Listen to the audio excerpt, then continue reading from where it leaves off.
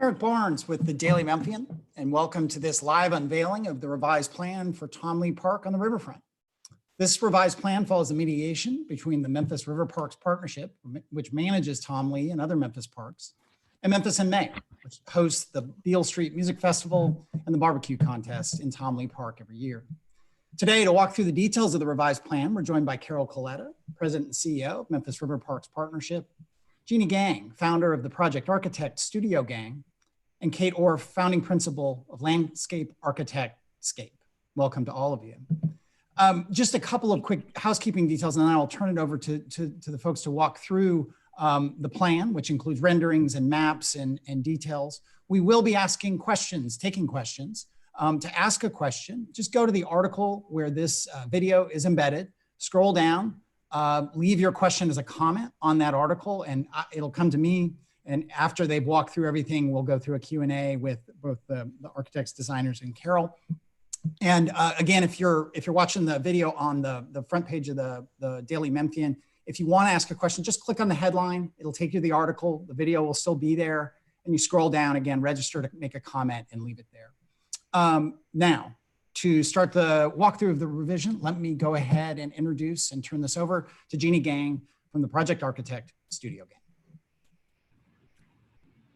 Oh, thank you, Eric. It's really an exciting day to be able to present Tom Lee Park concept design to everyone. We started this project really reaching out to Memphians who, starting in 2016, to help collect everyone's vision and desires for this place. So it feels like a very exciting day to be able to talk about it finally. You can go to the next slide. We're really a team that has been working here for, since, like I said, since 2016, including a studio gang, a big team here, landscape architects. We'll hear from Kate. But we also have Randy Burkett, who headed up lighting design, Kimley Horn, civil engineers on the site, applied ecological services, ecologists to help us understand what's living there. Thornton Tomasetti are the structural engineers. Innovate Engineering Services are the MEP engineers, and Database are the sustainability consultant that we've been working with together on this project so far. First, I'm going to talk a little bit about the history and what inspired this design, and then what the concept coalesced into, and then we're going to go through part by part and talk about the different aspects there. So in Memphis, as you know, defined by the Mississippi River, but Mississippi River was always the kind of the back door of Memphis as it grew up as a small city on its banks.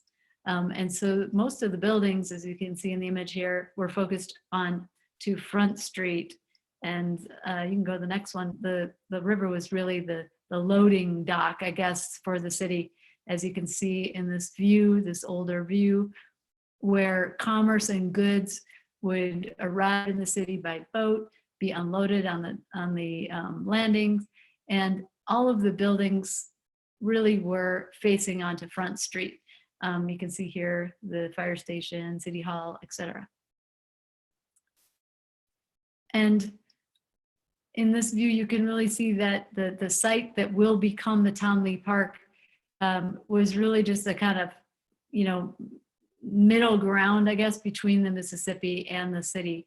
And really, it wasn't a place where people would go. It was just really a workaday waterfront. Next one. And so as the city developed, and you can see here in the 1990s, the dark green, there were a lot of buildings, residential buildings added along the bluff, looking over this kind of intermediate space to the river, but not really connecting to it. And we still see in the 90s that Front Street was the main focus.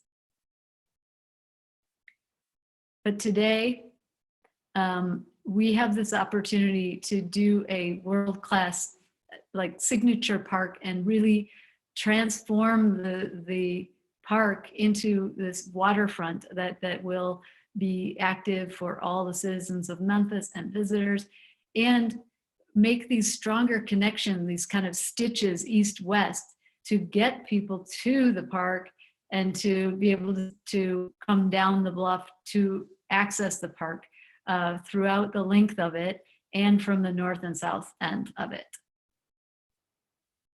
It really is a community asset. Okay, so we thought that, you know, the activities that are going to take place in the park are kind of everyday activities that will connect people to each other and to this river and its ecosystem. But it's also like these everyday activities will be elevated somewhat because of this new situation. We have a number of strategies of how to do that, improving the access, making it flexible activities that can be active all season long, from winter to summer. Bring forward information about the river so people have better knowledge about it, and to encourage exploration so that this becomes really authentic Memphis experience. And so our concept altogether is really that architecture and landscape are going to work together to activate the park, smoothly facilitating the movement of people and capturing on land the sense of motion and change that the river exemplifies. Next one. And you know that most people know that there was these mediation happened between the parks and users, and agreements were made, and these mediation requirements between the users and this new design are all the criteria that we're using to move forward with the design. So everyone agrees on the uses and the spatial allotments of this park now. And so it's really the basis for our team to get started with the development of the design, which is, at the moment, we're really in the concept, which is the very early part of the design. So the things that you're going to see are ideas that will be there, but we will complete them and develop them out as we move forward. So with that, I'm going to let Kate speak more specifically about some of the parts of the park. Great. So as Judy mentioned, we've had a really productive year, kind of hitting the reset button and diving deep back into the concept for this park. And what's terrific for us as a design team is that, like the document that Jeannie just showed, is we just have criteria to design to. So for us, that is so empowering. And so this diagram you can see is essentially the spatial and planimetric interpretation of that mediation requirement. So with that, we've met and exceeded that those mediation requirements. And so we're very excited to show the resulting design to you. Next.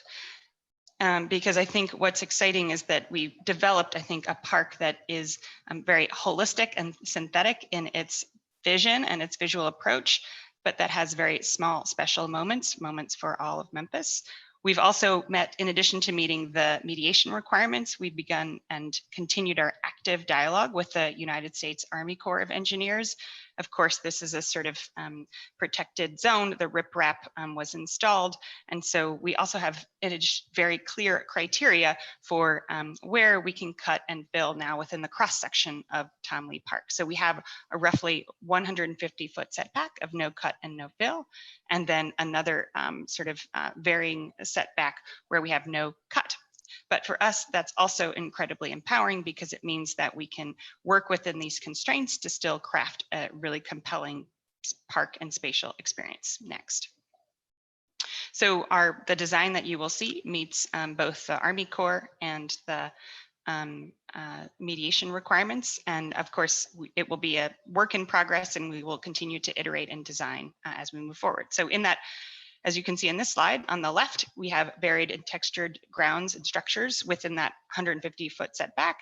And we have some modest topography that enhance river views with a lot of cuts through them to ensure really gorgeous, expansive, and framed views of the river, while also kind of creating a more comfortable microclimate and sort of perches for you to be able to have a new experience of the Mississippi River. We really turned these into opportunities and spatial opportunities that really enhance the space of the park. Next. So here's a sort of a bigger, what we would call a bird's eye view of how the new park is manifest. And as Jeannie mentioned, I think one thing that's very exciting about it is that in this version, we have not only this very, very powerful north-south connections with a contiguous pathway along the riverfront, but we have these really robust east-west connections that you can see along Vance, Butler, etc. And basically we have these new points of entry and concentrated park experiences at each of these entries. So we've really pulled the park across the length of the site and have these almost like micro park experiences at each of these entries. So there's really something for all Memphians in this park. There are vast and expansive grassy open spaces like you can see here in the image. There are zones of more active recreation. There are smaller places where we have sort of carved out programs for families, picnics, and destination playgrounds. So we're really excited because as you can see in this view, it's a really big world-class park, we think, for Memphis, but also one that has very, very detailed moments and places for really everybody, all ages, and a whole variety of activities. Next. So we've developed essentially 4 zones, and Jeannie and I are going to walk you through these 4 zones. It is a over 30-acre park, and so we've broken it down into these kind of key zones and experiences, and we'll just take you through them from north to south. They are the Civic Gateway and connections to downtown. The active core, which has a kind of a signature new canopy building by Studio Gang and is an adjacent to the largest and most expansive lawn that can host Pee-wee soccer, etc. The community Batcher, which is a zone where we have a slight amount of topography and smaller scale programming, rooms for picnics, etc. And then what is very exciting is this habitat terraces towards the south end of the park, which really embraces this more ecological context and brings people up and through the canopy there. Next. Critical to all of this, and we've heard this over the past year and beyond, is how we want and Memphians want to both create comfortable microclimates that feel protected, that have shade from tree canopies, that are protected from the wind by modest landforms, but also want to preserve views. So our design team, and you can see locate the sort of zones in light blue here. These are all zones where we really worked to design to preserve and enhance river views from multiple levels of the city, from the bluff to Riverside Drive to being in the park. You can see the images kind of located in this map. And in a cross section, this pink dotted line indicates where the views are, those exact views were located. So on the top, you can see from the bluff looking above and over the tree canopy to the expansive river beyond. And on the bottom slide, you can see the spaces within the park, particularly the community Batcher, you're able to get slightly lifted up so you can see the space of the river. So like Jeannie mentioned, it's really pulling people and the river experience kind of closer together. So a little more detail now on the Civic Gateway, and then I'll turn it over to Jeannie. So some aspects here for this critical moment are to the top of the screen, you can see one very important new feature, because important for our team, was expanding access and connectivity to all sides of the park and for all Memphians. So what we are calling the cut bank bluff here to the top of the screen is a sort of signature new ramping structure, which will really feel part of Tom Lee Park and part of the experience. It will be a great way for folks from the bluff and coming from Vance and from the trolley stop, a great new entry point to Tom Lee. We've begun to incorporate the edge of Beale Street Landing structure and create a civic water feature that really serves as a dramatic focal and entry point to the park, and really kind of helps ground you and land you in that space. We have a community forest, which is really a shaded forest space with movable chairs and tables for families and for picnics, etc. And in general, you know, this sort of section of the park is really connecting the downtown and Tom Lee through really knitting together circulation and some really exciting new signature landscape experiences like a water feature and a shady grove. Next. Here's just some images, kind of touch and feel images of what that might look like. A flexible community forest, shady grove, open sunny seating, and a civic water feature. Next. And here's, as we say, the sort of aha moment. This is the view from Vance Park today, looking to the north. Next. And a sort of a rendering of what that would look like with this enhanced access and with this kind of designed perch up on the bluff. Next. Oh. Jeannie, I'll turn it to you to talk about the active core. I wanted to just add to that to make sure people know that Riverside Drive remains, and this lighter color crossing there is a pedestrian crossway walk that will make it safer for people to access the park. It will present this kind of slowing, calming for the traffic there, and it should be a beautiful entry into the space.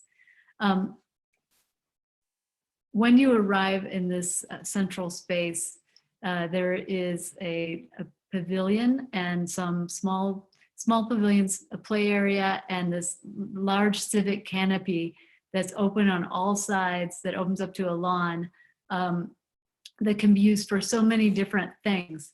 So it's really a shelter that invites people to the center of the site. I'm going to go to the next one.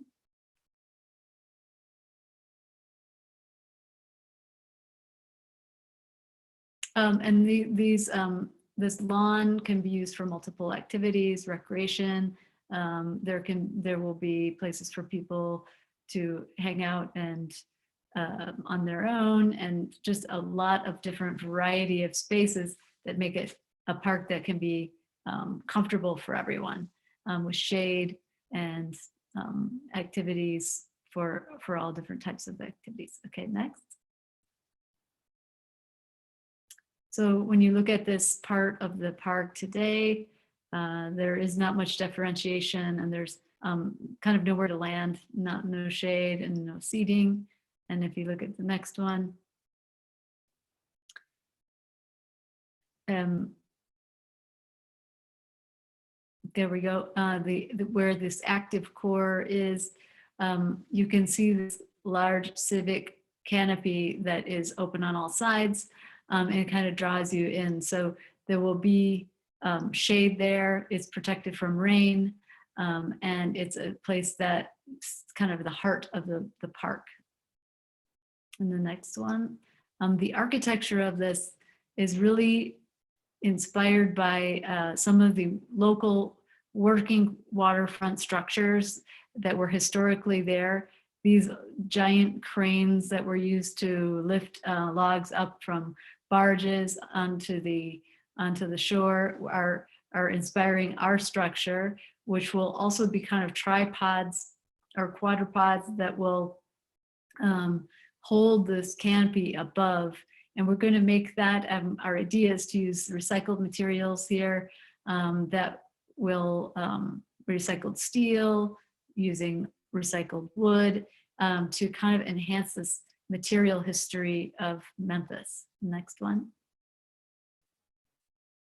And so you can see this airiness of this, the high perch, the high canopy that it creates, suspended on these crane-like structures that are actually the structures that will help put it in place. So this would be built on the ground and jacked up into place. And you can see it used for dancing, used for parties, used for sports, like it's high enough that you can have basketball under there, concerts, really a place that will be for gathering and many different events. Next one. And here's a view from underneath it, and you can see how the structural elements create special places within and under the canopy for sitting, and so it's really a place you can occupy even when there is no big event going on. And it really, we think that as the heart of the park that's supporting all these diverse activities that are elevated once they get to the river. Next one. And to provide amenities to make this a more comfortable place, we are designing these little point, we call them point bar pavilions. The shape of them is a little curved, and coming from the shape of the sand and the oxbows in the Mississippi River. And they are going to be created with recycled materials as well. But at these places, you can, there'll be places to rent equipment, there'll be places for food, places to sit. You can go to the next one, and really give this park some amenities, something that will support the activities within it. So you can see people hanging out in this view with the point bar pavilions in the background. So they're very flowing and people can walk between them and still have views of the river. Next.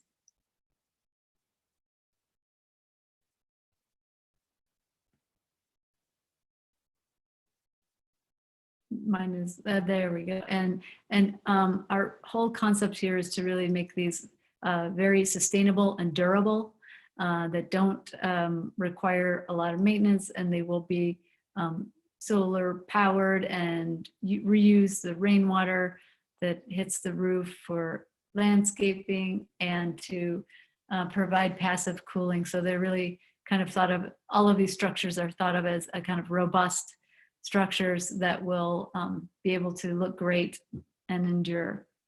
Next one. Over to Kate. Great.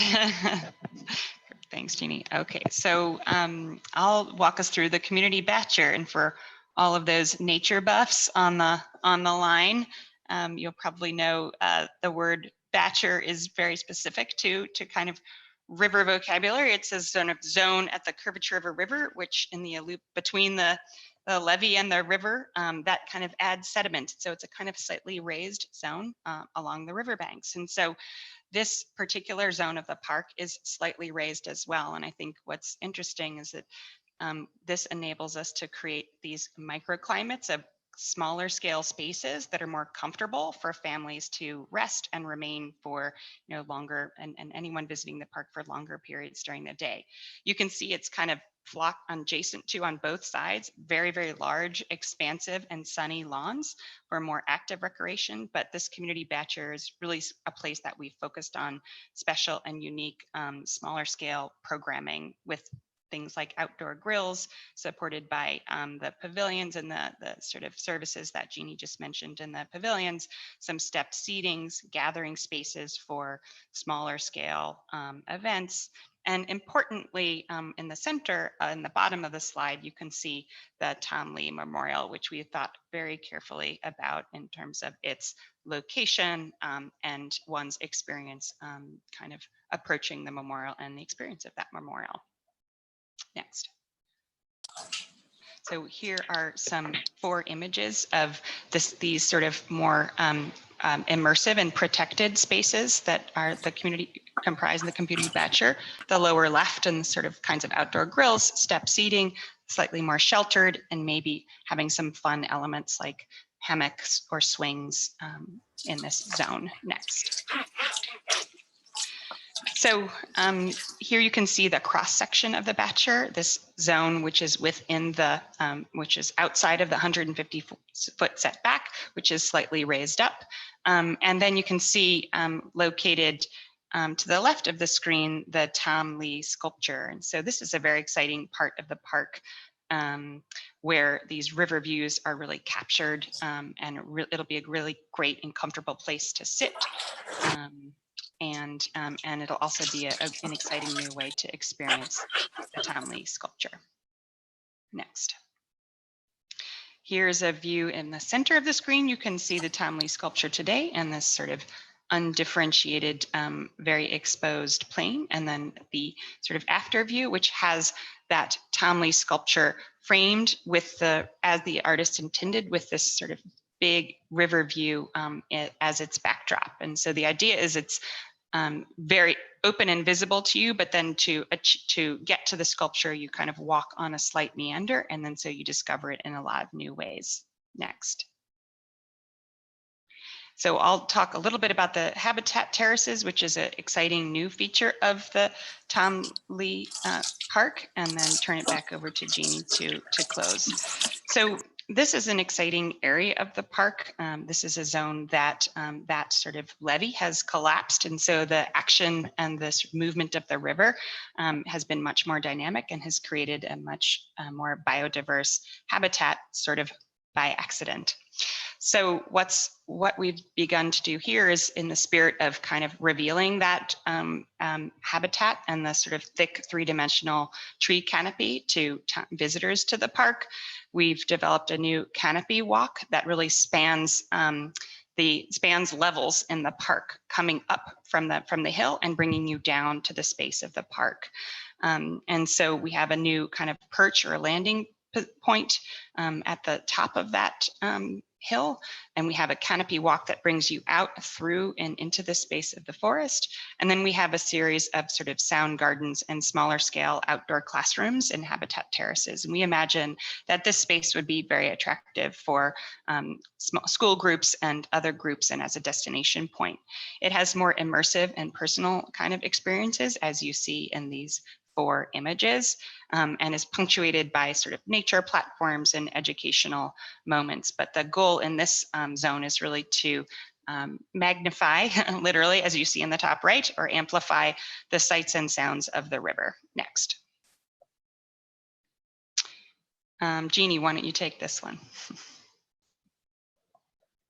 Okay, thanks. And so this is a really exciting part of the park that hasn't, as Kate said, there's not been much access from this point before, but suddenly it will really become part of this understanding the Mississippi part of our concept. So it looks like this today, and you want to go to the next one? And what we're doing with this is to really to mediate between the different levels of the heights of the park, so that it can be accessible from this end. So going from the upper part, and this canopy walk spiraling around and taking you through the canopy in this almost like this geometry that has to do with the river, and bringing you down to the other level of the park. Again, we want to work with this recycled materials and really embrace this local know-how of the working waterfront, and use that to design these structures at we call it the tail out trail. Next. And you can see what's so cool is it will be very high above the river at that point as you walk out and you walk through this part of the canopy, part of the trees that has much more biodiversity within it. So it'll be great for bird watching and really understanding all the different things that live up in the trees, taking you back down to the lower level of the park. Next.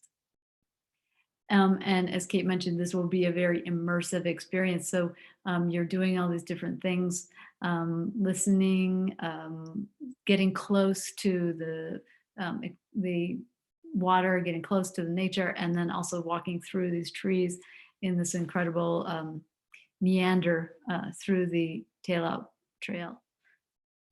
So all together, these experiences, the variety of activities, the connectivity to the city, taking you to these important monuments within the city and important parts of the city, and weaving it all together, we think will be a fantastic, world-class park, but one that is inspired by and designed by really Memphis and all the people here. So we're super excited about how specific it is to Memphis, but also the level of care and detail that have been put into this will really make it something that people will come back to over and over again. So we want to thank you and send it back to Eric for questions.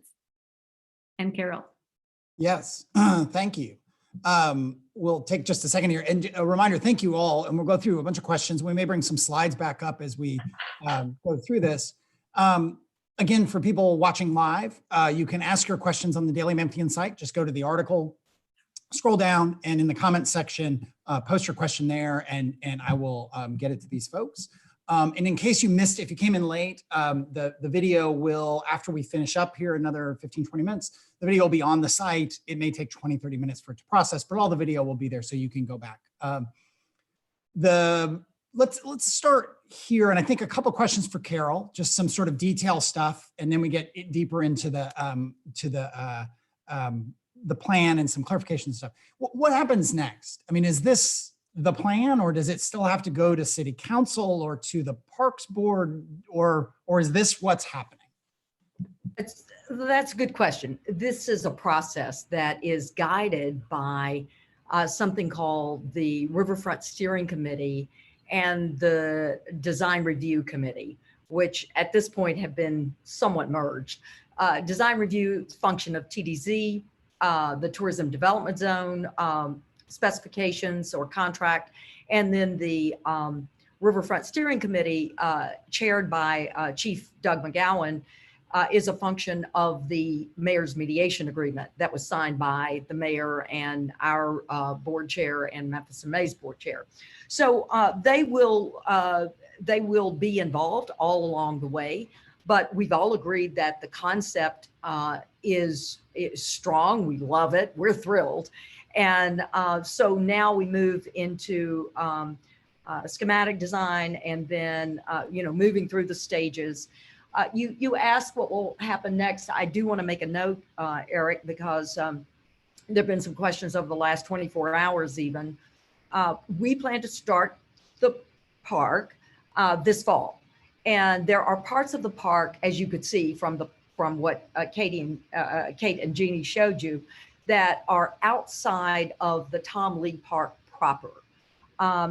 Those are places we can get started on the park early and not compromise the ability of Memphis and May to have its festival in 2021.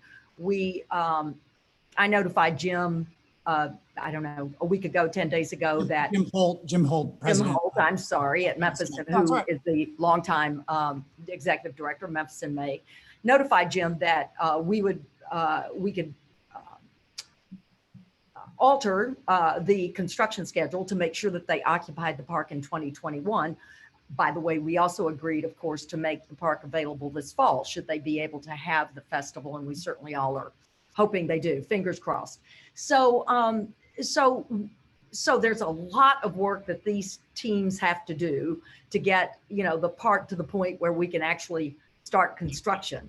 And we're working on that schedule now, and there are a lot of details to be worked out along the way. Speaking on Memphis in May and the music festival and the barbecue contest, is the expectation that they will have to be elsewhere in 2022? It seems like a million years from now, but will they have to do a Memphis in May outside of Tom Lee Park? There, in the mayor's mediation agreement, that was part of the agreement that Memphis and May would only be out of the park for 1 year. For 1 year, got So it. it looks like now that year will be 2022, when we would be under construction in the park, and nobody can occupy it then. Budget. There was a question about budget, and that's what did this change the overall construction budget? This revision? No, it did not. I mean, it certainly cost time and money to go back and to go through a process of mediation, of course, and to take 10 months to do that, and then to revise the concept beautifully according to the constraints around mediation and around the Corps of Engineers. But now that that's resolved, there's a clear path. So the total budget of the project has not changed. Which is 60 million? Is that still? No. Yeah. Yes. When you started, I think when you finished mediation, national unemployment was about 3%. It's now, awfully enough at 16 to 20%. I mean, are you at all worried? I think you've raised 41 of the $60 million. Are you at all worried economically now as things have shifted so dramatically in the country and the city? Well, am I concerned? Yeah, I mean, I'd rather not be raising the rest of this money in the middle of a situation where so many people have been impacted financially and spiritually. I mean, frankly, one of the great things about having the parks open in Memphis has been that people are able to escape, the confines of home and get out into the park and be alone, but see other people. It's been great. However, we believe there are, all indications are the people who will need to support this park to make it successful are going to be ready to do so, and that they believe in the future of Memphis, just like I do, and know that even though we're in all of us, all over the world, right, we're experiencing something we did not predict and did not expect to be in, they still believe in the future of Memphis. They believe in the momentum, and this is part of that. That funding, by the way, I think if Mayor Jim Strickland, the other Jim in this puzzle, were on here, he would be quick to say that none of the no operating money, tax dollars are going to this. But can you at a high level at least break down the sources of funding for that $60 million? There are tourism development zone, 10 million of tourism development money. And that, as you know, is raised from sales tax that would have gone to the state, that instead is staying here. It's collected for essentially downtown businesses and can only be spent on downtown projects. So TDZ, that's where the convention center money is coming from. So TDZ, county, state, and then that's 30, and then the other 30 will generally come from private and corporate philanthropic sources.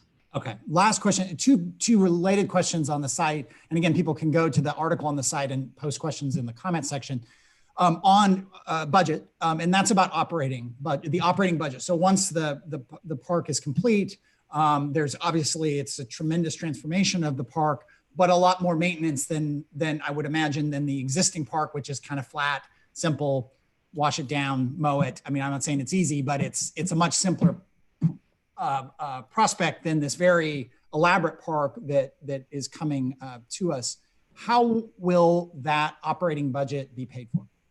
Yeah, it's a great question. Well, one of the reasons I'm so excited about this team is that they are not just national leaders, but world leaders in terms of sustainability and survivability in all of their work. So we start with a great team that is thinking right now, not just, oh, how do we make a beautiful place? They're thinking, how do we make a sustainable, survivable place? And that's critical to this being successful over the long haul. We take care of 250 plus acres of riverfront every single day. Nothing disturbs me more than to find a place that is not maintained, not clean, etc. As you know, we inherited some aging assets that we have to care for, and if you let maintenance go, if you defer maintenance for too long, it becomes very difficult then and very expensive to make those better. So we're looking at that from the get-go. We can't say today how much it will cost to maintain a park that hasn't yet been designed in any detail, but I just would say maintenance and operating, those are not new issues for us. We're upgrading our operations all the time, and we go in with eyes wide open on what it will take to do this work. A very detailed maintenance manual is part of the work that the teams are doing for us. So, it will be a challenge, but I think, again, just if you go and look at River Garden today, what we did there year and a half ago, and it still looks like it looks better than the day it opened. And that's our goal, is to make sure that this becomes a legacy project, and 100 years from now, Memphians will be as proud of this project as the day it opens. All right, we got a couple other questions on that, but I want to get the designers, architects back in, and I'll go to you, Jeannie, and I'm going to ask each of you this question. I haven't had time to sort of line up the renderings of before mediation and after and so on and so forth, but it strikes me as someone who's followed this pretty closely, there's a lot of change. And it doesn't, and this again, tell me if I'm wrong, it won't hurt my feelings, change not just driven by the requirements of Memphis in May, it just seems very different in many ways. What for you are the biggest changes, and Jeannie, and why? Why were those changes made? That's interesting that you think that it has changed a lot. I think we've had time to, because of the mediation, we had time to reflect on things, and we've actually, developed them further. So we are only in concept, but we had this kind of additional bonus time to think about things and to take them a little bit further. But the only things that really change are like the amount of areas, the setbacks, those things, and now all of those are agreed upon, and so we can really develop the design further. So we had a big canopy as far as the architecture goes. We always had entries at the north and south, and we were always doing these connections. We always had open spaces and more intimate spaces. We always had this big canopy. One thing that maybe changed, for people might notice in the south end architecturally, was we once had more of an observation tower that you go up and get into this tree canopy. But then we were able to find a way to make this more of a path and a connection in a canopy walk. And so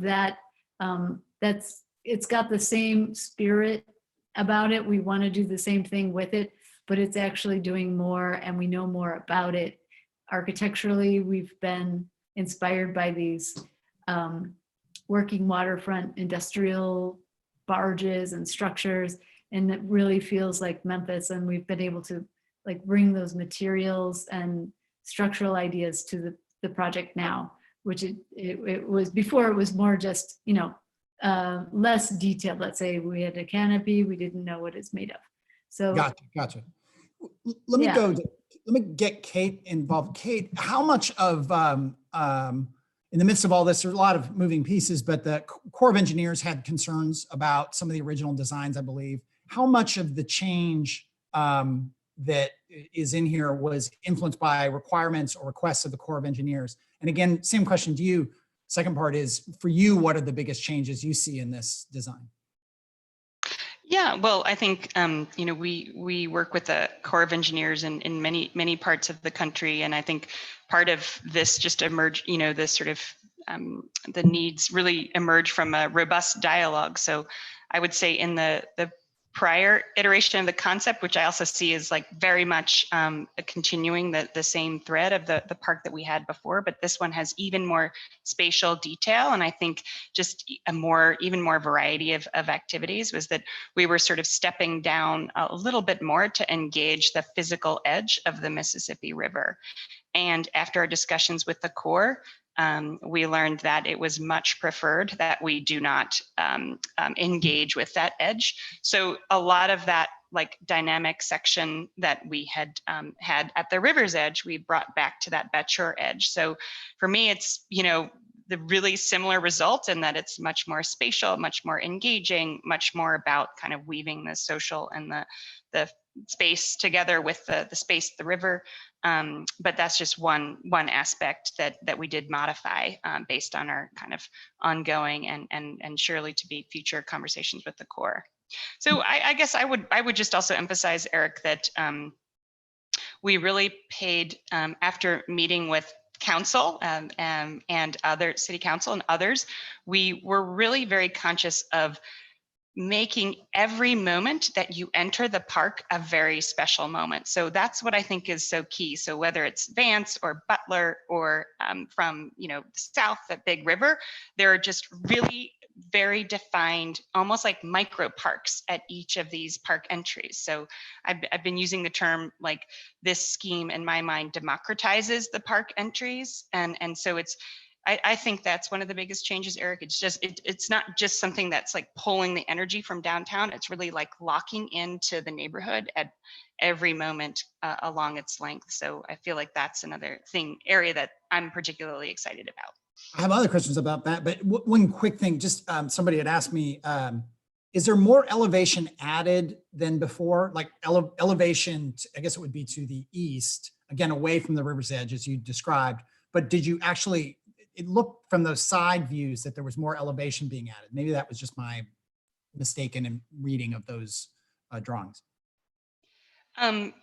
Within that sort of zone that I described as the Batcher, there's a modest amount of fill in that zone. And what's exciting about that is that brings the park user slightly up and out of the zone of traffic and, in the space of the car.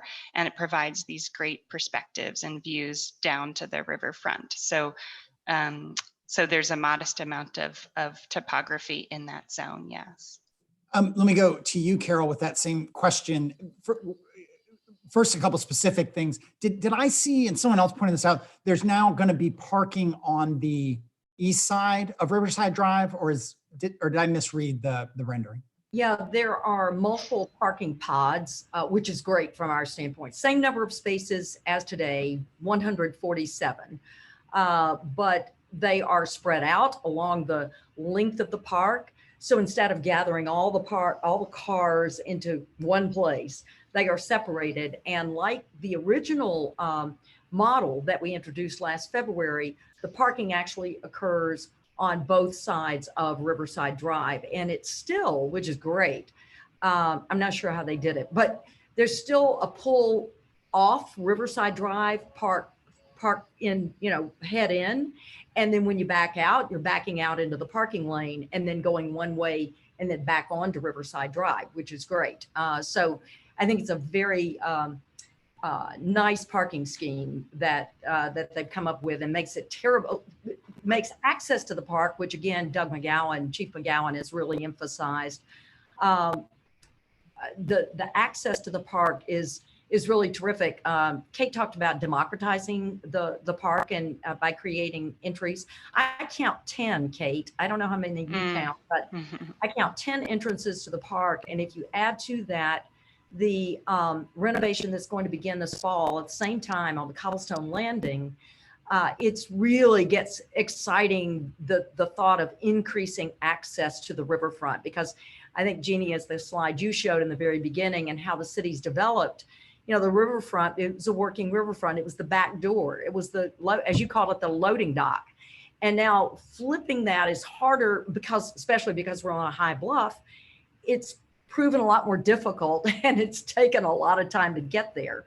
So I think this plan has all sorts of, it's not just the park, it's the way the park connects to the city that makes it so exciting to me too. And I may have smelled my internet broke up for a second there. So if I ask you to repeat something, I apologize. The Zoom call. This is great. The question for you, again, I'll stay with you, Carol, that someone asked the number of barbecue teams and tents, that capacity is obviously, that was mediated, right? So that's in that legal document that you all put up there.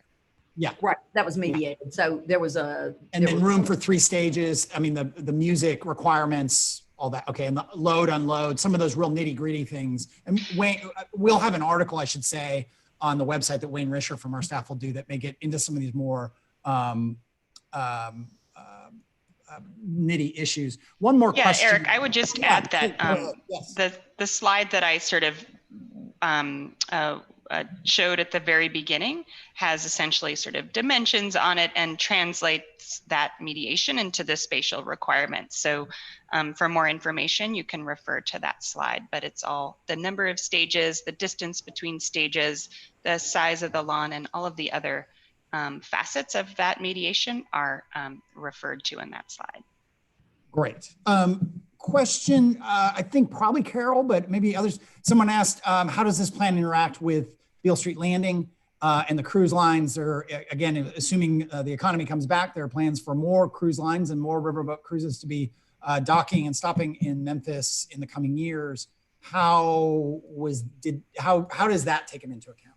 Well, one of the best things about this plan, I think, versus what we had last year is the scope. And I'm sure you noticed this, the scope increased.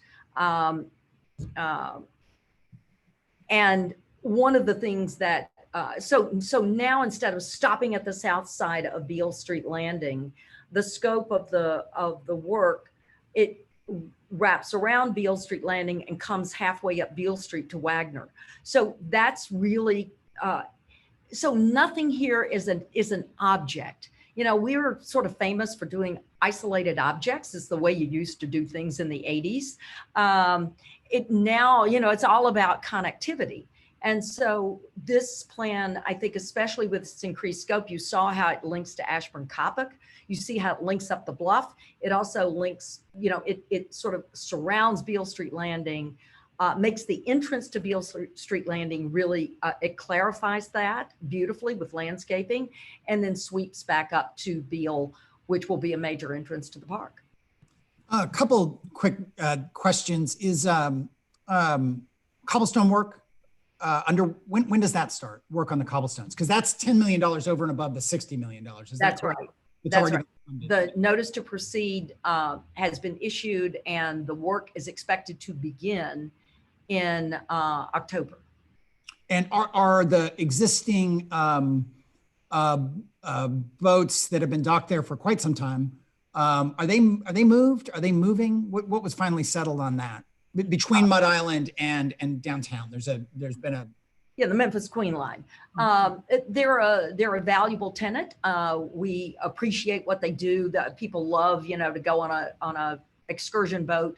The real, but some of that I'm sure will contract.